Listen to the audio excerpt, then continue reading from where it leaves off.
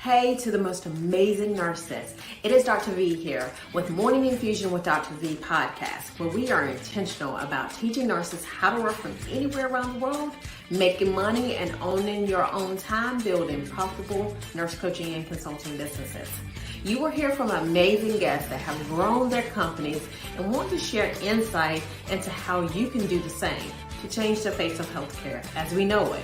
If you want to grow your businesses and leverage your knowledge as a nurse to grow wildly successful businesses at the top, instead of working your way to the top, head on over and join our Millionaire Nurse CEO group on Facebook, where you can ask questions and get updates on our live and virtual events to help you grow your businesses.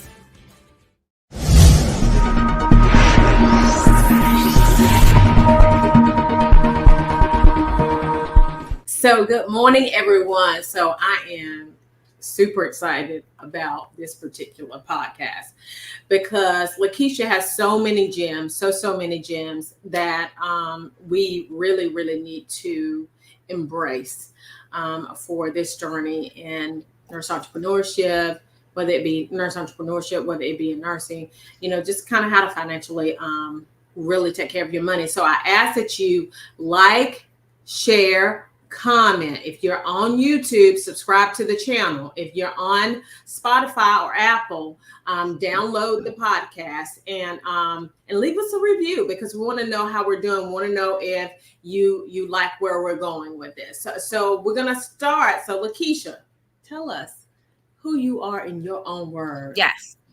Hi, great day. Well, thank you so much. I want to thank you for having me as a guest today, for being able to share this information with everybody, right? But my name is Lakeisha Small. I am a registered nurse.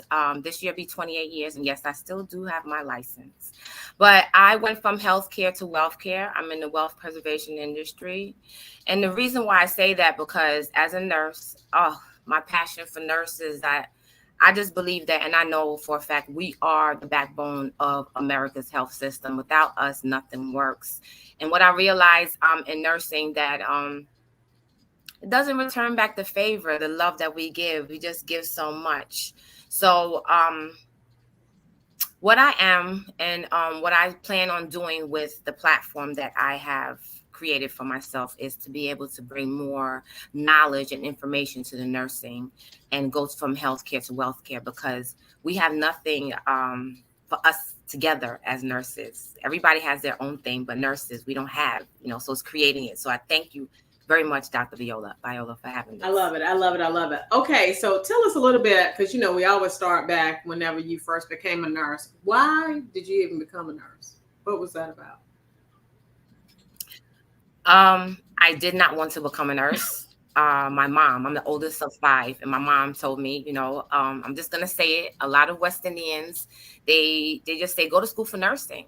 You'll always have a job. And she couldn't pay for me to go to college because I lost my father when I was 12. So she said, the only way I see for you to make it is to do nursing. You'll always have a job. And no matter if you lose your spouse like myself, or God forbid, divorce or something, you'll still be able to find a job and still have a pretty good, income. So I did not want to be a nurse. I fell in love with nursing. Gotcha. It went from my brain to my heart. Actually doing it went to my heart. You sound like me, because I didn't want to be a nurse either. But it was the same scenario. Like my mom, I wanted to go to school to be an engineer. And my mom was like, listen, we can't go to no 4-year college. We ain't got that kind of money. You got to go to the community college. I said, well, okay, fine. What do you want me to do? She was like, I want you to be a nurse. I was like, well, okay. And so I fell in love from there. So I love it. Let me ask you a question. Did your mother want to be a nurse? My mother was a CNA. She was a nurse. Okay. So my mom wanted to be a nurse, and she just was like, it wasn't going to make it. I have to work and take care of you guys as a single mom, and I can't afford to go to school and pay the bills at the same time. So she wanted it because my aunts and cousins are all nurses. Wow. So she's living vicariously through you. Yes. I love it. So now you spoke about you losing your spouse.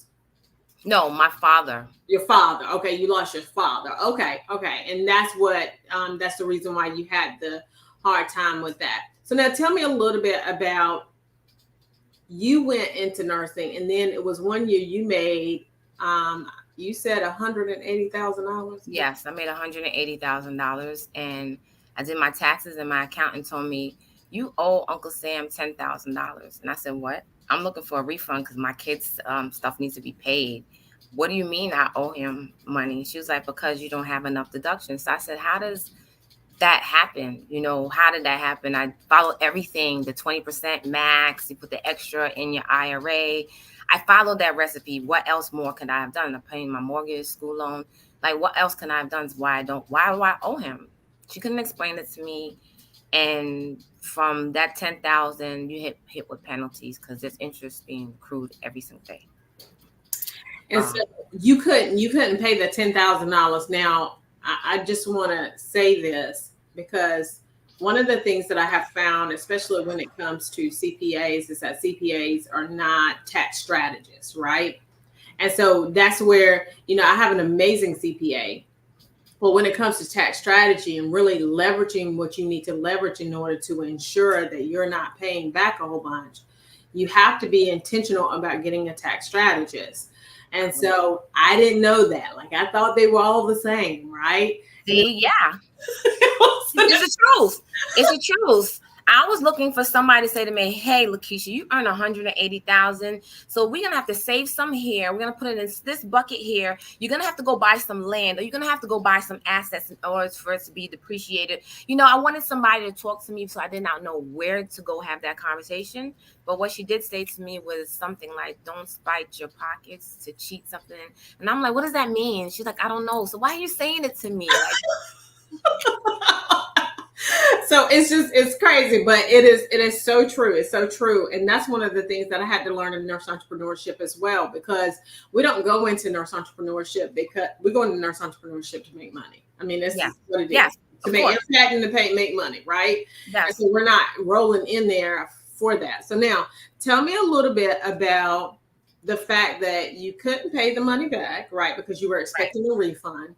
right. So we talked earlier about you having some foreclosures. Yes. So, as I said, going into foreclosure had nothing to do with me not paying the bills. It was owing Uncle Sam. So that 10,000 quickly turned into 50,000 with penalties because interest accrues every single day, whether you have a payment plan or not. Wow. While everybody's income is the same, I got audited, and the he told me that, "Miss Small, get yourself one job." So I said, "How can I get one job if I save for retirement? I'm paying school loan. I got to pay a mortgage, utilities, bills. How do you survive on one job?" And I said it couldn't be done. So I filed bankruptcy. I was never going to catch up with it. Because if you work more, put me in another tax bracket. So I was terrified of that and not knowing how to get out of it. So the only thing that saved me at that time was to file bankruptcy. And it's very interesting that you say that it put you into another tax bracket, because I hear people say this all the time, that I don't want to earn enough. I don't want to earn a lot in business. Well, why don't you want to earn a lot? Like, they're like, I just want to earn enough so that I won't have to pay taxes back. When that's not the goal. The goal is for you to earn a lot and for you to be able to strategize in order for you to make more money. Like, that is a minimalist type of mentality when you're not earning a lot of money. So I love that. I love that.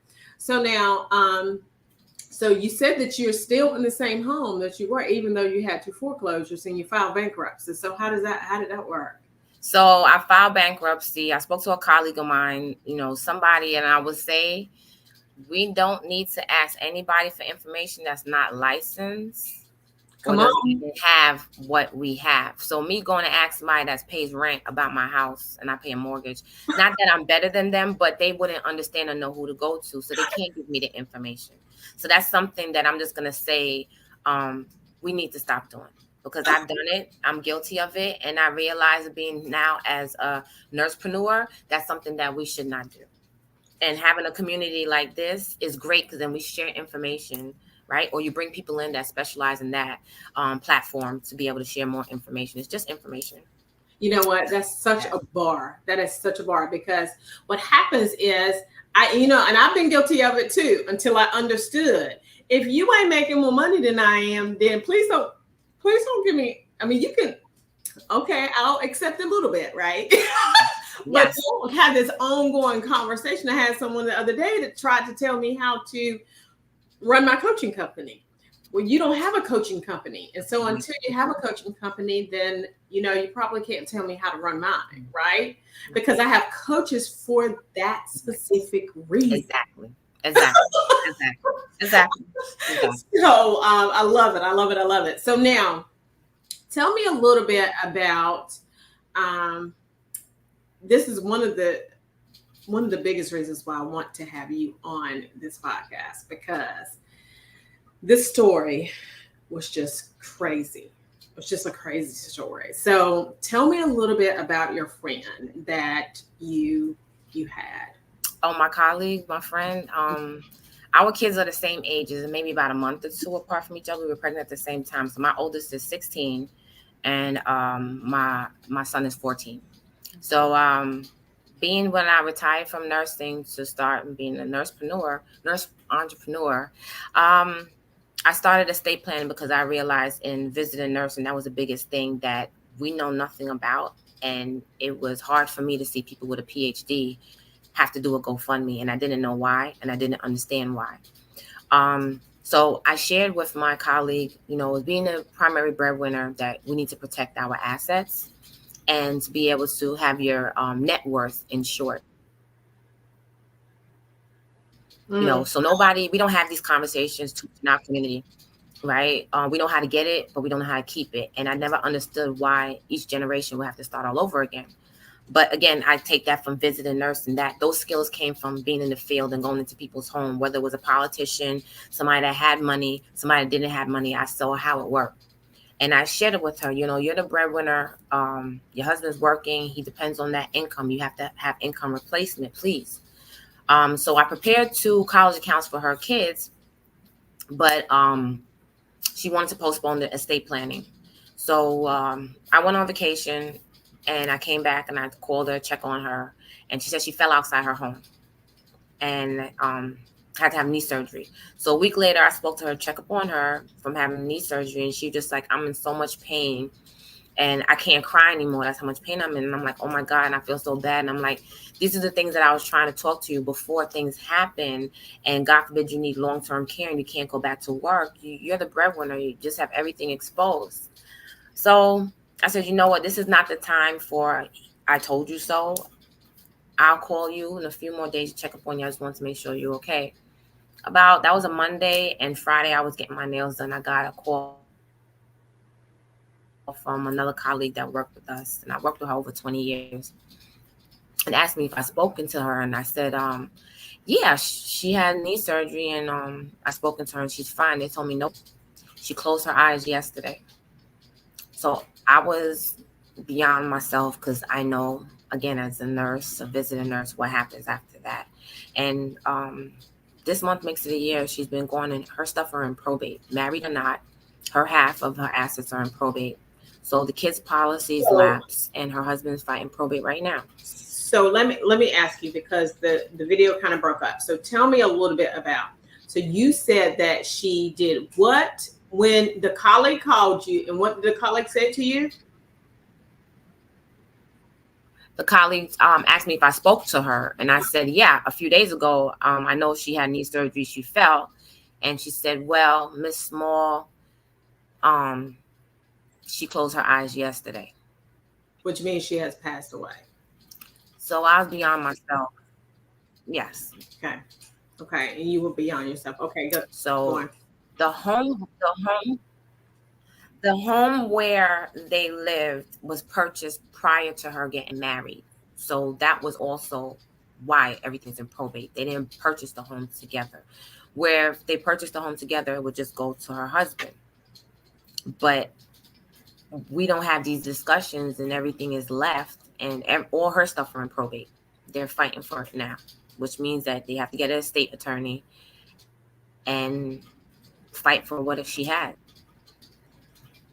I think the thing that really kind of vexed my spirit as it relates to that was the fact that you said that her husband now has to pay market value for the home, which is, obviously Right. more, right? Right. The mortgage company does not.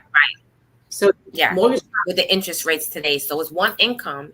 He does HVAC. He does HVAC installation. So he has a great salary, but it's a one income salary now, where it was a two income. And the girls are getting ready to go to college. So whatever is out there, remember, we don't know when we're gonna go.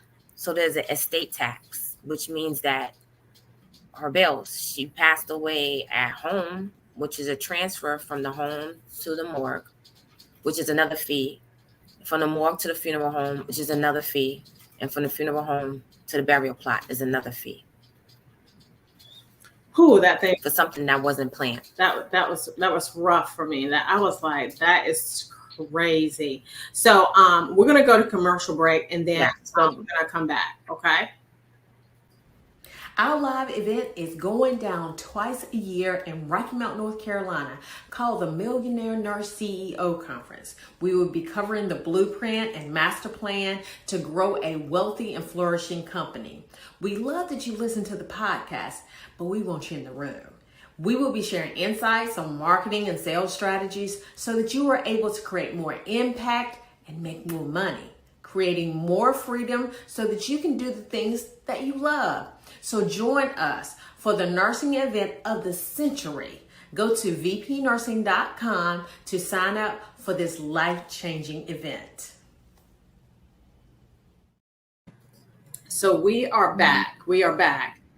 And so as a result of her doing that, now her husband is in probate court. And so when you don't have a trust, what happens is your trust, you have to pay. This is one thing I didn't know. So whenever you have a will, it's like a living will. So many people understand living will in the hospital. So if you come in and you have a living will, then what happens is that is your wishes. But that doesn't mean that we're going to do exactly what that living will says. It just is what it is.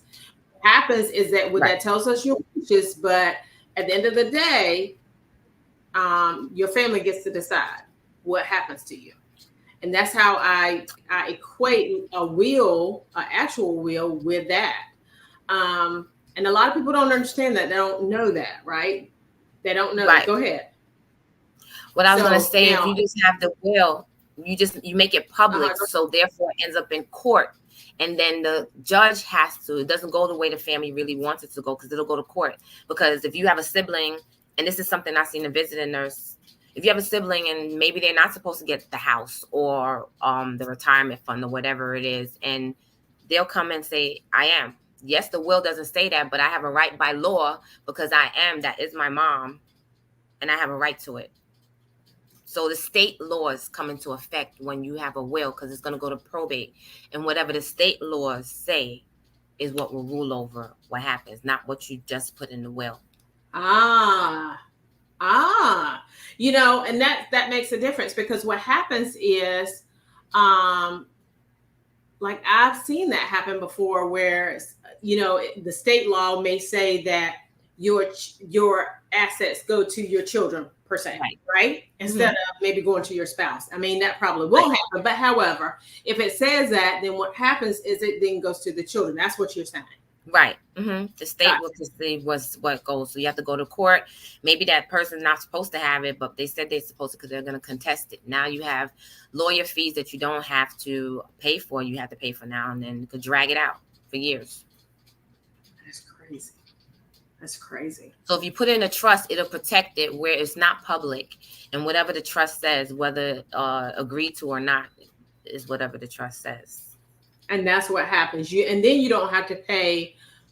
You don't have to pay probate fees. You don't have to pay for the attorney, and you don't have to pay estate tax. No, and if you have, say you have a life insurance for a family member that you don't want them to know because subconsciously sometimes people say, if I know they know I have life insurance on them, they'll probably try to kill me and then get it. But just say you have life insurance on a family member or somebody, and you don't want them to know. If you have it in the trust and anything happens to you, you don't know about it. Nobody's going to call you, but having it in a trust, the law firm or estate or whoever is supposed to be able to give you everything will be calling you up and saying, hey, this was left for you by your grandmother or whatever.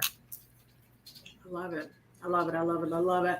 Okay, so that is just it. To me, that was just so interesting how that plays out, because these are not conversations that we have, and I think that it is pretty much in the way in which you're saying that, right? Right. So we talk about it when it comes about death, but it doesn't have to be death. For example, I had a PA that I worked with in a correctional facility for over 20 years, and he also was the head chief PA of a plastic surgeons in the hospital. So he had two jobs, right? A PA, he made his 60th birthday, and a few months after his 60th birthday, he had a massive stroke. He was on a vent and trach, and we know what that means sometimes, not all the time, but he was on it for a while, and then they transferred him to a nursing home. So we know usually what the prognosis is with that. Let's fast forward a year after he was in the nursing home. One morning I was leaving work, and his family was doing a GoFundMe. He passed away. So they were upset, saying, why would somebody with a PhD, he has money, why would he have to do a GoFundMe? And it's because he didn't have a trust and he didn't reach retirement age. So his assets, the Medicare insurance that he had at his job had a cap. And after that cap, in order to remain on the get the hospital and facility to get paid and the medicine, the social worker has to file for Medicaid, which now puts a lien on his assets, his retirement, his home, while his wife is there still, mourning that he's sick. The government's putting a lien on their assets. So they're actually robbing them and don't even realize it until they don't have anything. So in a trust, but that protects it if you have it in a trust, and so they can't put a lien on it, correct? No, but it also has to be in effect for at least 5 years, because they do have a 5-year look back for Medicaid. It used to be 10 years, but now it's a 5-year look back. Wow. So the earlier you get it, the better. Yes. And you can always update it. I would say every 2 to 3 years, you sit down with your financial professional and you update it. We don't even know that we're supposed to have these certain people in our lives. We just feel you get out of high school and who teaches you what to do. That's wow. And one of the things that really, really made me interested in it was when I was chatting with, I was chatting with someone about a trust, and then I started looking up trust. And so as I was looking up trust, I started to see the guy who Rockefeller. So Rockefeller was he put all of his assets in this trust. Mm-hmm. And so whenever people would die, then they would replenish it. Yeah, they would replenish it with the money from the trust, and then his family could actually borrow from the trust, right? Yes. And so, and this is the thing. I think that there is this tabooism almost about it, that we're talking about death, and we don't want to talk about death because we don't even want to imagine you dying. But ain't none of us gonna get out of here alive. So right. I mean, might as well have a conversation about right. it. Right? Mm-hmm. Because at the end of the day, we need to be very clear on the fact that if we do not do these things proactively, then they come back to bite us in the hind end, right? But I don't like to focus so much on the death part, because that's what they teach us mentally. When we hear it, that's what we fixated with death. I like to more think of it more as preservation, because you don't have to die, as I just told you with the doctor, in order for them to take your stuff. Right. You're right. You're right. Critical, chronic, and terminal illness is number one for bankruptcy. Healthcare is a number one cause for bankruptcy in America. Health bills, medical bills is number one for bankruptcy in America. So business owner or not, if your net worth is not insured, and they don't tell us about that, and that comes with proper estate planning. That's so good. That is so good. Oh my God, this is such a great conversation. It's such a rich conversation because we need to have these conversations all the time. Yes, we do. I also want to share with us. We always say, "This house I bought, and I'm going to give it to the kids." We need to start having the conversations with our children. This is Hmm. the house I'm going to leave for you. If you don't want it, it's fine. This is what you should do with it. I'm going to put it in the trust to make sure you don't inherit my tax debt from the house, the estate taxes. Because when I transfer it to you, there is a tax that comes with it as a burden to the person that inherits it. So we need to teach them about these, include them in it, so they know how to pay the taxes if they want it. They know how to continue to mortgage and appreciate the value of the home. But we don't have these conversations, and that's another thing that I used to see in visiting nursing, is that we don't have it. That's so good, so good. And and that's one of the things that I remember a colleague of mine. Now she eventually had a multiple six-figure company, but at the time she was homeless, and the reason why she was homeless was because of the taxes. Like they didn't pay the taxes on the house, right? And so understanding that you have got to pay the taxes or you will get it stripped away from you. Right. Tax strategists, as you said earlier, is really having that conversation every year with a tax strategist, with a financial professional, and put it together. You need a team. It's not one person is going to get us anywhere, but having those constant conversations. As your income grows, maybe you have to change that team to meet your needs. You don't keep the same person all the time. Now, tell me a little bit about, before we go, because we're almost out of time, but tell me a little bit about IULs. Okay, so index universal life. There's many of them. Every company is different. It's actually it's a lot of people like to say it's a whole life. It's not. It's considered more sorry, a whole life on steroids. That's what I would call it. So it's a mixture of a cash value and a term, right? So it doesn't have to grow leveled, and it gives you over 62 benefits. Depending on which company you have, it has to give you over 62 benefits. So you get both the cash and the death benefit with the IUL. Right. Depending on how it's structured. So this is a conversation that should be had with your financial strategist. It's not a product. It's supposed to be designed to meet your needs, because it's a tax strategy. It is. Yeah, that is really good. That's really good because you have to. So it's something that it grows with you. Yeah, you have to have multiple ways in order to be able to access cash flow. Right. You have to. It just what it is. What it is. Yeah. And so that's one of the ways in which you can access Right. it for sure. So you take from this asset, you take from that asset, the IUL, you take from that asset, because in order to get a full benefit of IUL, you have to fully fund it. IRS gives us these tax codes inside of the IULs for us to be able to do this, right? So that's where the meat and potatoes comes from, the IULs, being able to overfund it and reuse that cash to go buy other assets. Sweet. That appreciate. So you take that to buy your real estate. You take that to buy, invest in your business. This is where you go. This is your own bank.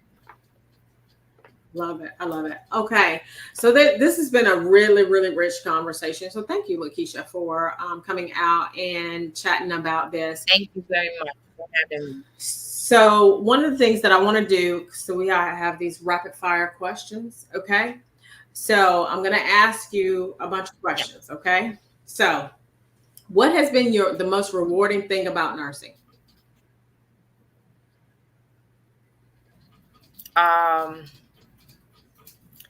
When you could heal somebody's foot after the doctor told them to amputate it, or just give it back. When you feel that richness in your patient, you say, I've done my best. That's very rich. Money can't bring that back. So when I said I fell in love with nursing, those are the things that were reassuring to me, to know that I did my best for my patients. There's times that I'm cooking their meals for them because, something quick. The home attendant didn't come, but he has to get his insulin. I'm getting paid to do it. I cannot not give him his medicine.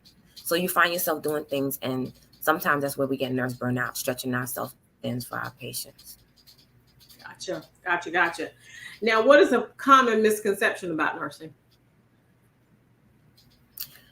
That all we do is push medications in a medication cart.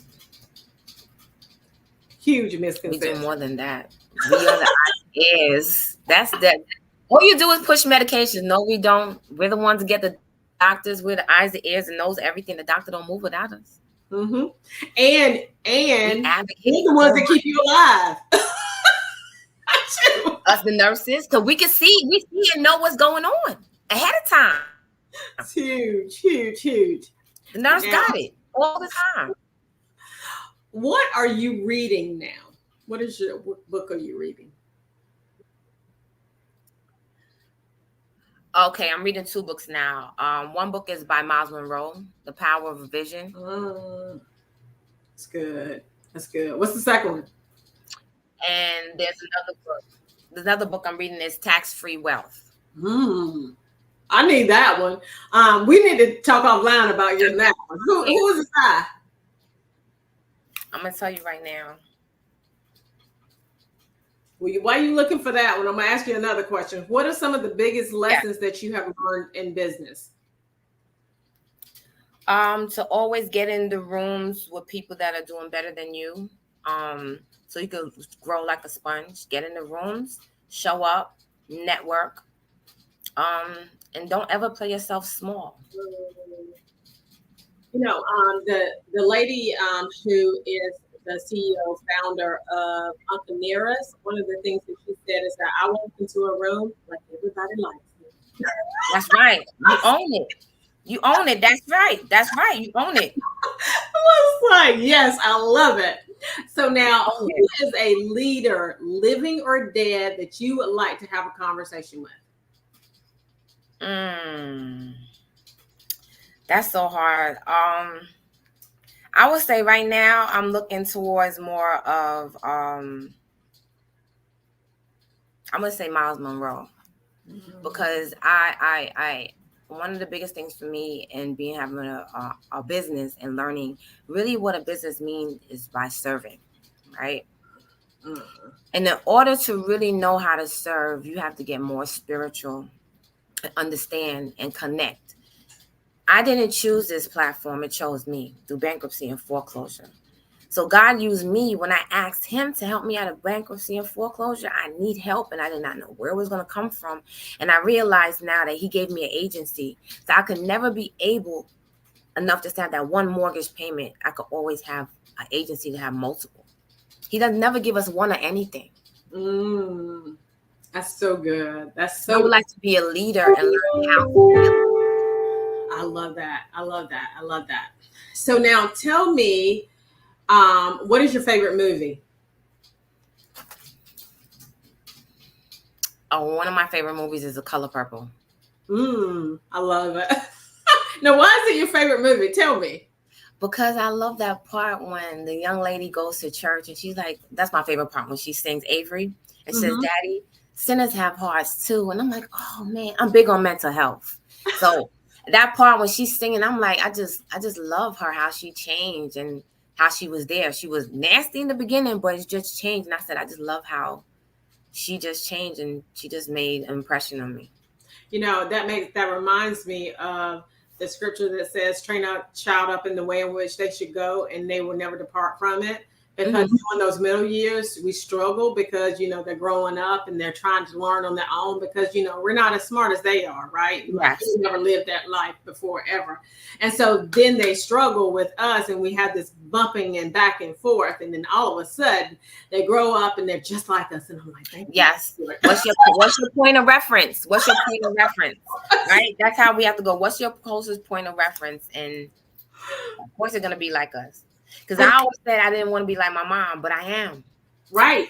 And the reality is that we have to be careful about how we show up. I was just chatting with a client the other day, and I said, how you show up is how your children show up. If you show up and you're not accountable, then your children are not going to be accountable. That's so true. That's so true. So they don't do what you say. They do what you do. Learned behavior. We think it's just a learned behavior when they go to school, but it's all around. It's a learned behavior. It is. Right. I love it. So the author of that book, I'm sorry, is Tom Wheelwright. Tom Wheelwright? That's Robert Kiyosaki's accountant. Okay.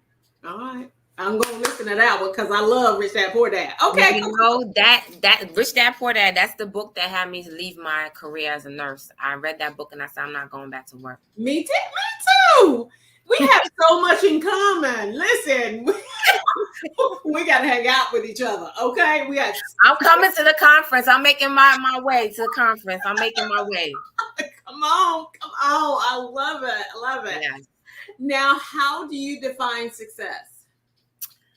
Wow. Success. Well, I'm going to say transferring my skills. That I know that, because the goal is, as I said, to serve. But if I could show somebody how to do something faster than I did it, or better than I did it, I feel like that's success to me. I love it. I love it. I love it. Now, what is your life's motto? I'm sorry, say that again. What is your life's motto? That's a hard question for me to answer. I don't know. I never even thought about that. Okay.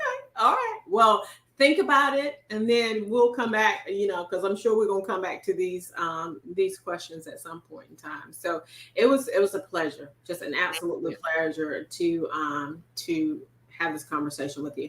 Now, where can people find you? Am I allowed to give my phone number? No, I don't want you to give your phone number. I want you to give your email address, maybe. Okay. I can give you my email address. It's Lakeisha, LAKEISHA .small SMALL 1076 @gmail.com. Or you can find me on Instagram as Nurse Financial Strategist. Sweet. Instagram, and you're on Facebook, correct? Yes, at Lakeisha Small. All right, sweet. So, yay. I mean, you can give your phone number, but I don't want, a whole bunch of people calling you. Oh, okay. Never did this before. So this is a rich conversation. It was an amazing conversation. So I ask that you like, share, comment, subscribe to the YouTube channel. Download the podcast on Spotify and on Apple. Leave us a review. We want to see how we're doing. We want to make sure that we are, as someone said, I don't know who it was that said, if you're shacking up with us, it was a marriage podcast. And you're shacking up with us, and go ahead and marry us. Go ahead and subscribe to us. So go ahead and subscribe to us. Okay. And so we would love to hear from you. We also have a masterclass that's coming up here shortly. So subscribe to the masterclass. You can go to our website, V as in Victor, P as in Paul, nursing.com. And that's nursing, NURSING. I found out that I can't, we just have to spell it out. We have to spell it out. But anyway, that is what we're doing. So I have to make sure of that. So you guys, ladies and gentlemen, you have an amazing rest of your day. Okay. Thank you so much.